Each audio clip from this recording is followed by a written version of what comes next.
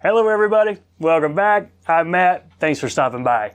Now I got a really cool pattern for you today. It's called the Missouri River Caddis. Now I couldn't find any history on this, couldn't figure out where it was created, so I went and looked up the Missouri River to see if I could figure it out. And what I learned is the Missouri River is just huge.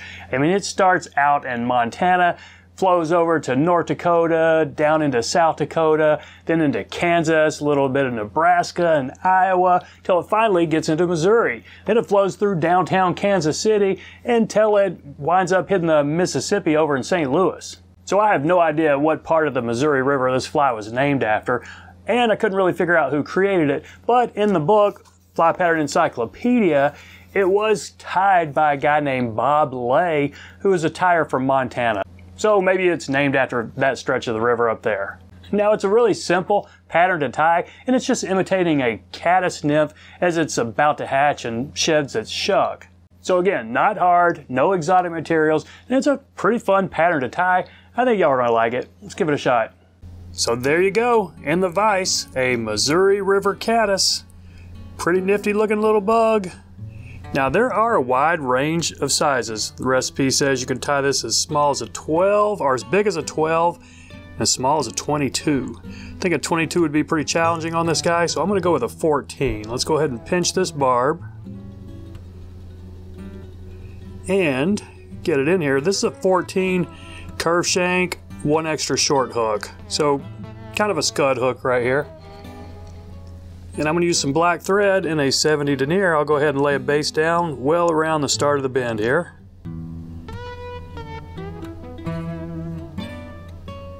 Now we might go a little bit farther than that after we catch in the first component here, which is, it's going to be this wing case, or this shuck I guess. So Antron fibers. I've gone ahead and snipped them kind of blunt right there, because the other end looks about like that. So let's just catch these in, and you'll want to catch them right on top. Don't really want them spinning around on you. See what I'm doing here now? I'm taking it back and taking a look. Okay, I think that's it right there. Go ahead and bury these just to get them out of the way. Not a big deal here.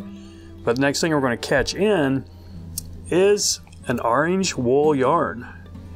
Now, why is this orange? I have no idea. I'm sure you could go with an olive or a brown, and you probably don't even need yarn. You could just use dubbing.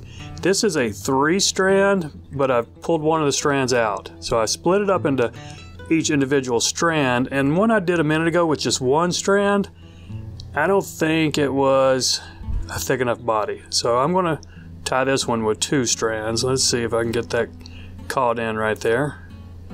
Okay, that'll work. Let's keep it on the top and just try to anyway. Catch it right back here to where that wing case is.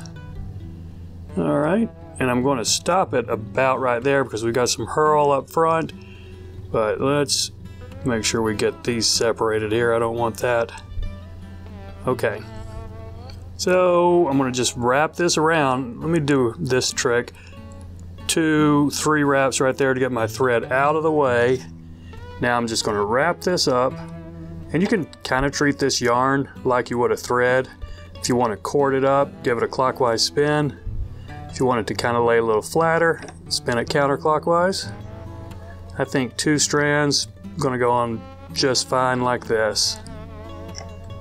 Looks like I got one of those wool fibers caught on the point of my hook, but we'll fix that in just a minute. Okay, so that's where I want to stop my body.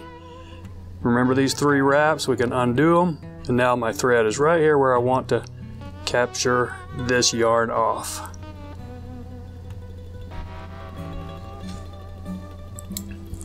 So 2 wraps should capture that.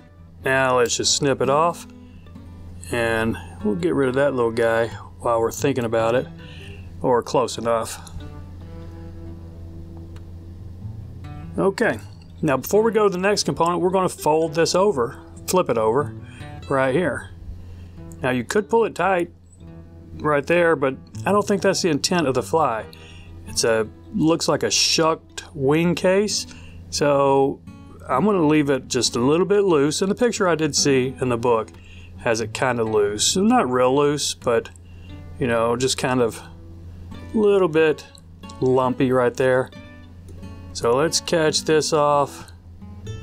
It's snagging on my thumb right there. I need to do a little manicure on my thumb, so alright, I'm gonna try that again. You know, I do keep an emery board in my bench right here. When you have these little rough edges of your thumb, some calluses, sometimes it can, you know, make these fine materials hard to work with. So let's go ahead and snip this off.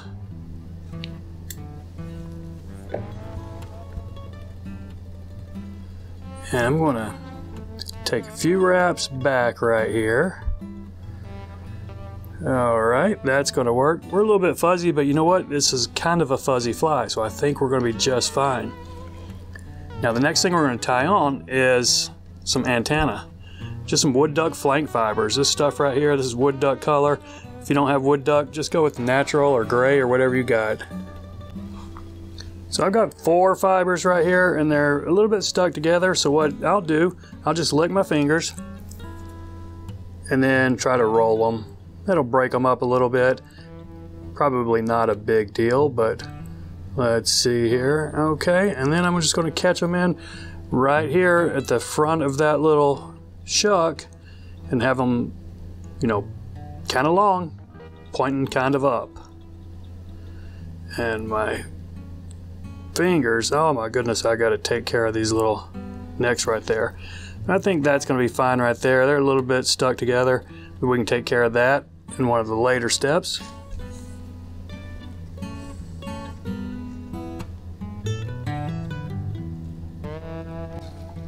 Alright, now let's catch in the head, which is peacock herl. I might spend a few extra wraps right here. This is thin thread, I can get away with it, to just try to get a smoother body right here.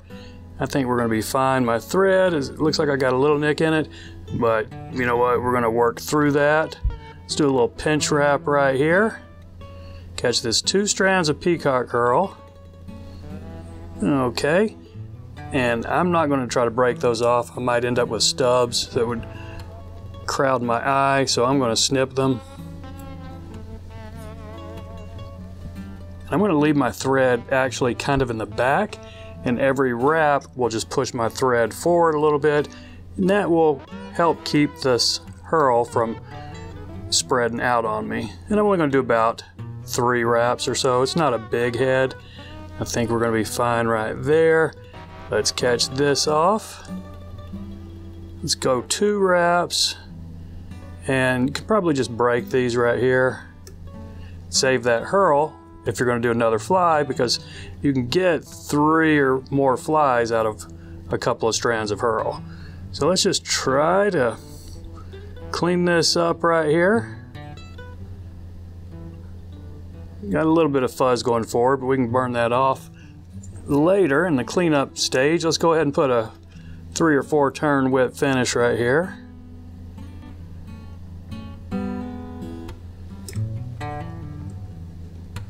Now let's see if we got any cleanup. I got some of these fibers right here that are getting a little bit shaggy on me. I'll go ahead and snip these right here. Probably not a big deal.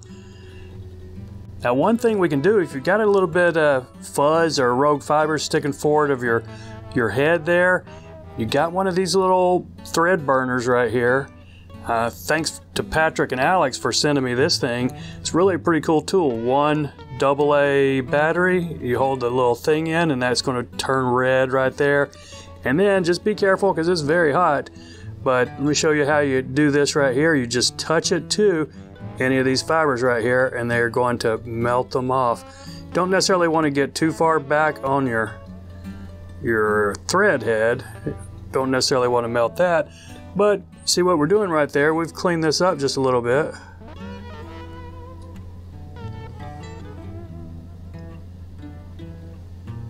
And it looks a little bit shaggy right there, but we can clean that up with a little bit of varnish or UV resin for the head. So that's it, everybody. I appreciate y'all watching. Take care, and we'll see you next time.